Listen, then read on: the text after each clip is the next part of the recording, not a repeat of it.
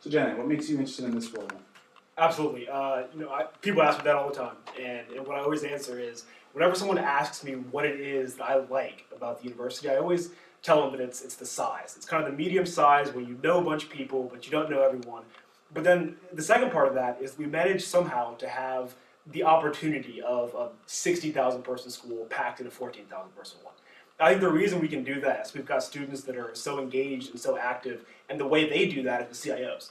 So that's what really drew me to the position in student council that works with CIOs, that helps them do what they do in all sorts of ways. So you're challenging the incumbent, obviously. What makes you qualified for this role? Well, sure. So, I think I've seen the VPO process from the inside and the outside. From the outside, I've been treasurer for 2 different CIOs now. And what I can do from there is be able to tell you what it's like from the CIO point of view. So I've seen the appropriations process and the support process from the CIO standpoint. So I know what's confusing, what's hard, where there's not enough support, and what CIOs need every day. And for somebody whose job it is to work for CIOs, I think it's critically important that you kind of understand where they're coming from on that.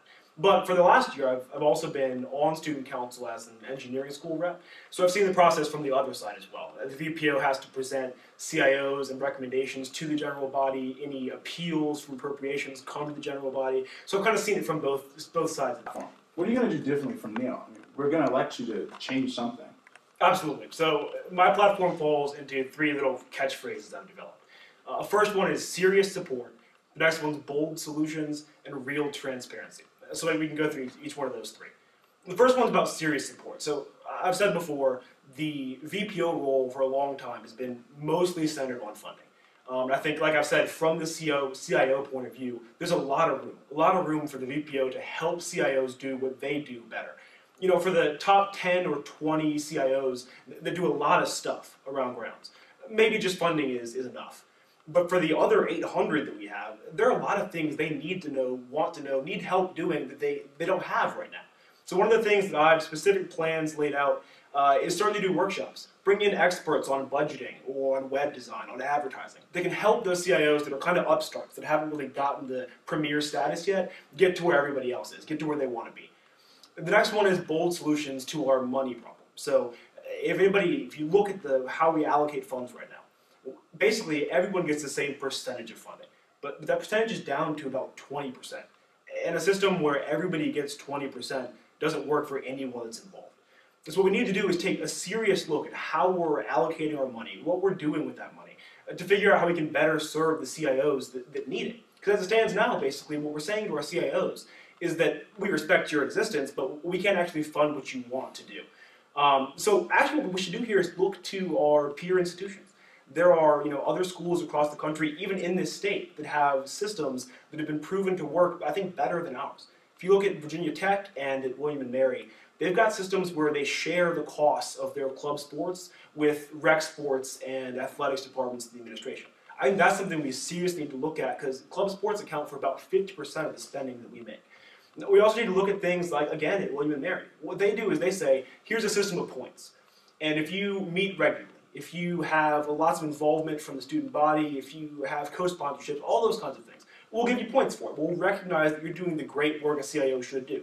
And then what happens is based on those points, which are clearly defined and available for everyone to see before the process, that factors into how much money you get later on. I think the danger with kind of just trying to decide how good a CIO's application for funds are is that it makes student council kind of choose who's good and who's not, what they value, what they don't. I don't think that's kind of the role of student council. I think we can do that with a better system. And then finally, real transparency. I think everybody hears this, whether it's national or school elections all the time, right? We need transparency. But look, there are very simple steps we can take that drastically increase the transparency. One of the things I have on my website right now is a list that I had to dig up from Inside Business Services of who got allocated what in 2010. That's the only thing I could find online. And what that means is basically that all the students at the university who pay $44 a year to fund student organizations have no idea where that money's going. I think that's unacceptable. That's something that I do on day one is put the list of allocations that I'd be making right in the student council website. It's something the students deserve and it's something I think they should have. Awesome. Why don't you guys give me your 30-second closing speech? Jalen, why don't you go first? Sure. Like I said, well, I haven't said this actually, I'm an engineer. So my entire education is based around making things work. And that's something that I want to bring to this position. I think it's time we start expecting more from our VPO.